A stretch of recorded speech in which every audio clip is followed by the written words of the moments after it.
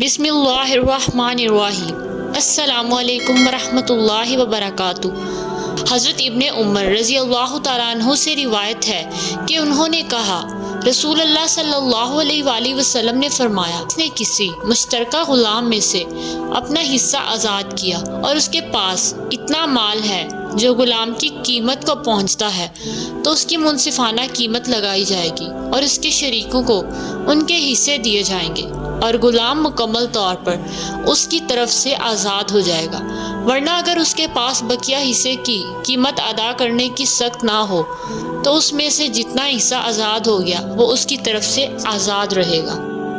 حضرت ابو ہریرہ رضی اللہ تعالیٰ عنہ نے نبی کریم صلی اللہ علیہ وآلہ وسلم سے روایت کی، آپ نے دو آدمیوں کے مشترکہ غلام کے بارے میں فرمایا جن میں سے ایک اپنا حصہ آزاد کر دیتا ہے۔ آپ صلی اللہ علیہ وآلہ وسلم نے فرمایا، اگر وہ مالدار ہے تو وہ دوسرے کا ضامن ہوگا۔ حضرت ابن عمر رضی اللہ تعالیٰ عنہ نے حضرت عائشہ رضی اللہ تعالیٰ عنہا سے روایت کی کہ انہوں نے ایک لونڈی خرید کر اسے آزاد کرنے کا ارادہ کیا۔ اس کے مالکوں نے کہا، ہم اس شرط پر یہ کنیز آپ کو بیچیں گے کہ اس کا حق ولا ہمارا ہوگا۔